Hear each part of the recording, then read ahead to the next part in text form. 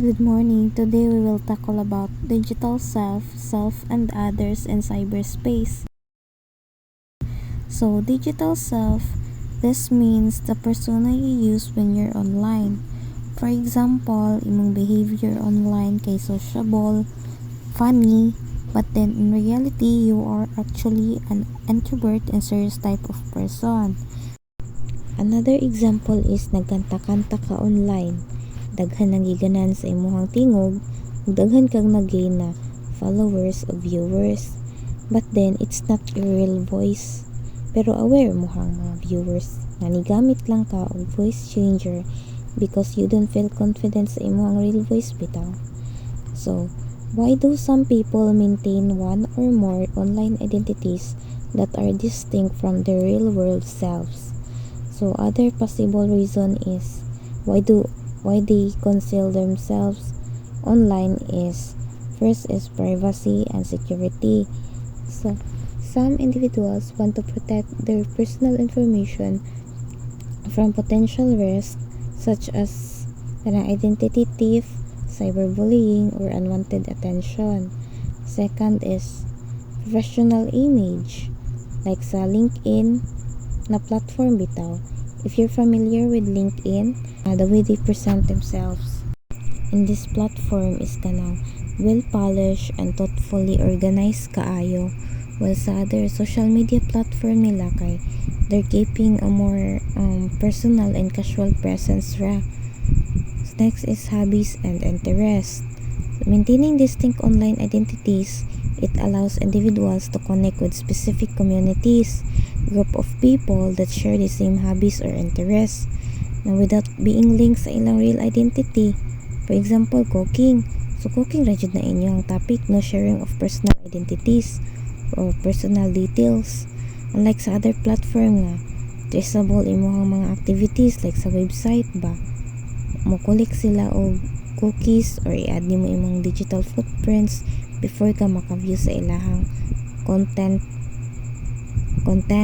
So, another example sa digital footprints or digital shadow is kanang mag-search ka. You will leave traces ana, like unsa imong gi-search yesterday, makita na nila or nimo. Next is freedom of expression. So, online platforms offer a level of anonymity.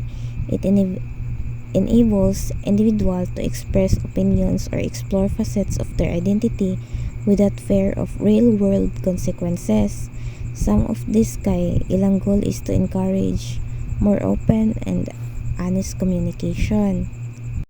Next is escaping reality. Creating an alternate online identity can serve as a form of escaping reality. So, kadaghanan sa mga users kay gamiton ang social media as a way to kanang temporarily detach from the challenges or expectation from the real world life, or kanang i-immerse nila ilang selves in different persona or community bitaw, like sa kanang example ani kay RPW or role playing world. Next is avoiding judgment. By maintaining a separate online identity man good. Okay, it allows you or them to interact without the fear of being watched by friends or family. So, next is the self in cyberspace. Okay, so before na ko i-discuss kung unsa ang self in cyberspace, I will discuss first kung unsa na ang cyberspace. So, cyberspace is a virtual world that exists in the technology. So, buta sa buta na kanang paggamit ato sa atong mga technology, mga gadgets na bale mga magamit ang mga technology bale. Example, magamit sa atong mga cellphones, tablets, computers to send messages or play games baron. And we can learn new things in the cyberspace and also connect with people all around the world. And just like in the real world or kaniyatong physical world, there are good things and bad things that can happen in the virtual world or in the cyberspace.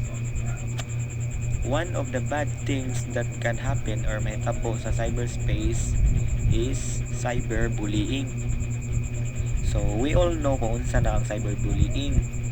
So, but to those who don't know, cyberbullying is where people use technology to hurt or bully others. So it's important to be kind and respectful to others, not only in the real world or in this physical world, but also in the virtual world or in cyberspace. Because it is easy manggod nga to say mga bad words or mga words that can hurt to others through virtual or online ra. So just keep in mind that the people you meet on the virtual world is mga tao pud pareha nato nga masakitan nga naay feelings. So let's be kind and respectful to others in the virtual world, dili ra sa real world, para maka-avoid or to avoid hurting each other's feelings. Okay, so that is the cyberspace, which is nag-exist siya sa realm of technology. So now we will talk about self in cyberspace. So unsa na siya? So kanang self in cyberspace, as the word self, it represent yourself, imong kaugalingon sa cyberspace or sa virtual world.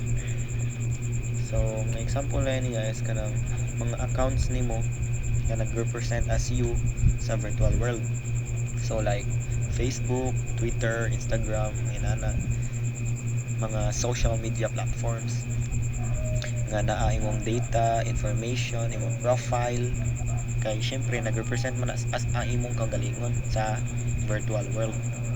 So for example, di ba halos kitang tanan nagamit man gitag Facebook, natin mga accounts sa atong Facebook na atong profile, syempre atong mga birthday information, contact number, kung address, kung asa ta nagpuyo, imong pangan, apelyido, middle nimo, tanan kana imong Facebook account nag-represent na siya as you, as yourself in the social media, in the virtual world in cyberspace. So that is the self in cyberspace. Imong self ang nag-represent sa imong self sa cyberspace. So gets ra.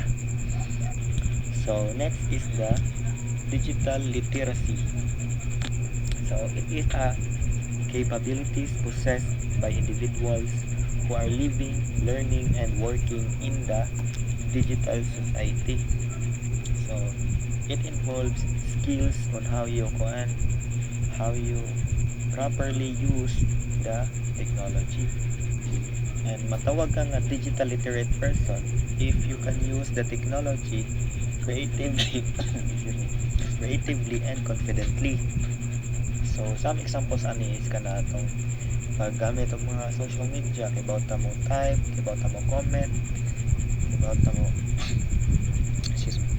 bawta mo post, share contents, create a content sa atong pag my day, matawag mo ta nga digital literate. So that is digital literacy. You have acknowledged on how to use the technology ba. Una siya ang digital literacy. So next is the online disinhibition. So it is the online disinhibition is a lack of restraint one feels when communicating online.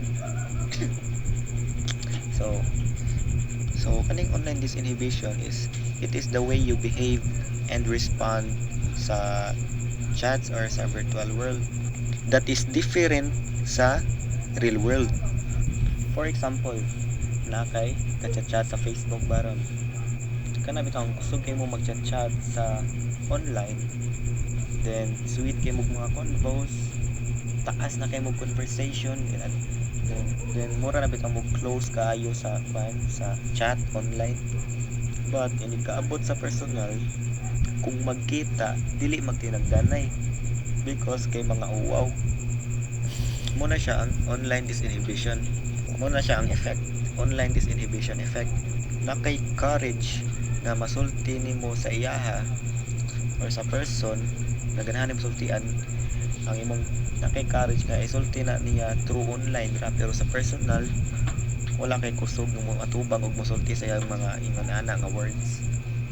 Kay inga na magita ang uban, di ba, kay mas masulti nila ang ilang ganahan masulti sa chat ganan, kung sila ganan excuse me, kung unsa lang ganahan masulti nila sa chat, kay pila ra man tay pag chat, di ba? So dapat be careful lang kita sa atong mga gipang chat sa online, na dili maka-hurt og mga feelings or mga dili makasakit sa laing tao. Kay wata kay baw ang atong gi-type na di ay is makasakit na para sa ilaha, kay wala may tono ang chat, di ba? Dili man nato may bawan kung naglagot ba ang tono ani or di, kay wala may kuan expression bitaw basta yes inana. So sabtara nato ang online disinhibition effect. So mao na siya, it is the way we behave or respond sa online bitaw, sa virtual world. So next slide is natagray two types of disinhibition, which is the benign disinhibition and toxic disinhibition. So first, aris benign disinhibition, mao ni siya mga tao nga mo speak about wishes, fears, emotions, mga mga tao nga emotional sa online, kusog kay mag open up bitaw, pero sa personal dili nila mabuhat.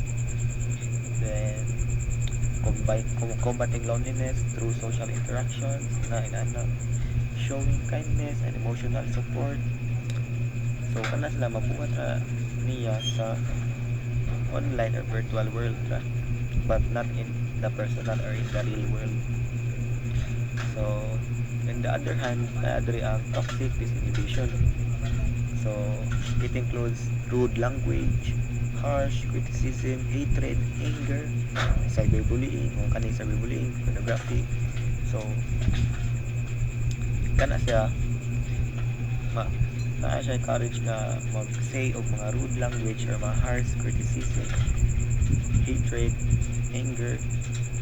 Masuko siya adto sa masuko adto sa online, magbully siya pero online pa niya mabuhat, pero sa real world dili gid niya mabuhat. Wala siya mga taong benign disinhibition and toxic disinhibition. So thank you. So next is online identity and self in cyberspace. I, myself, and my user ID online. So you interact differently with each website you visit. Each of those websites will have different picture of who you are and what you do. So most of us is already exposed with the digital world, diba? And although the digital space is mainly used for mode of communication, but naghihapon daghan activities involved. Like we use different websites and we tend to have different representation of ourselves. Like we adapt a different persona or aspect of ourselves compared to our real offline lives. Like here, I can take myself an example. I actually use most of my time in social media websites, and they represent different personality each. Like in Facebook, Insta, Twitter, and Discord. Um, Nalahi jud ang personality nga ako magamit, but dili sa pasabot nga kanang na ako'y personality disorder. Mao lang jud kanang ang way nga paggamit na ako sa mga website, and that represents my cyberspace self. Like basta kang uban, like kamo mo gamit man sad mo kanang mga social media websites, like niagi putaan nga face nga lahi jud inyong self sa online world o sa real world, or bisag karon maka-realize ninyo or ma-realize ninyo nga dili man ko nga ana sa diri sa physical world, pero sa digital world inani man ko maglibo sa usahay ba. But nasa uban nga ilang real life o online life is parehara. Like for example kanang uban tao, like they act as an ikit and kanang basta kanang sa online nga mag date ban ila mada sa real world, or like kanang mga uban otaku, like ilang anime persona kay act nila sa real world. Like kanang they fantasize being a main character in real life ba. Sobraan sa pagka kuan addict sa anime, dahil nila silang kuan real life ang pag-acting. But it's okay naman sad kay we don't know nga base maura na ang way nga ma-express sila selves. So mo na lang cyberspace self o real life self maparehara sa hay. Another example is RPW or role players world. Like itong example ni girly ganina, like we often mistake them as posters or fake accounts gani. But apil lang jud na sa ilang representation sa ilang self. Kanang ganahan sila mo try og interact through online without exposing their own real identity. So mao na siya ang online identity and self in cyberspace. So the whole concept of cyberspace and self kay paano siya um like kanang we often adapt a different persona or aspect of ourselves just like what us just like what I have mentioned earlier. So our online identity is constructed through various elements like usernames, profiles, avatars, interactions, and the content we create or share. So katong cyberspace, the user ID or username ay crucial part na sa online identity because it is our digital footprint that labels by which we're recognized across platforms. So mao na ang kanang for example like in video games, like you have this username or like your RGN. So usahay ma-recognize ka through that kana nga kuan imong gamit nga username. So kuan pod like pero in cyberspace, the lines between our true self and our online persona can blur. Like people might present themselves differently online, more confident, extroverted, or even more creative compared to their offline persona. So mo na akong example ganina og kato nga girly o kang cyber. So however, this duality of identity can also lead to issues. Sometimes people might forget the distinction between their online persona and their real self, leading to identity confusion or struggles with authenticity. So katong for example katong example nako katong example nga anime katong sobrang sa pagka-fantasize sa main character like madaan nila ang pagka anime sa real world may buong putang ano mo ginana masla. Pero ito ka ba nga modern na nila pag-represent silang self sa real world o sa digital world like pa-confused na sila ba? So mo na siya ang issues. So additionally, maintaining a consistent online persona can create pressure or expectation that may not align with one's true self. So mo na siya. So basically, the online identity we create is a reflection of various facets of our personality, experiences, and choices. It's a dynamic and evolving representation of ourselves in the digital world, influenced by how we choose to present and interact with others online. So that is the online identity and self in cyberspace. I, myself, and my user ID online. So let's proceed to the next slide.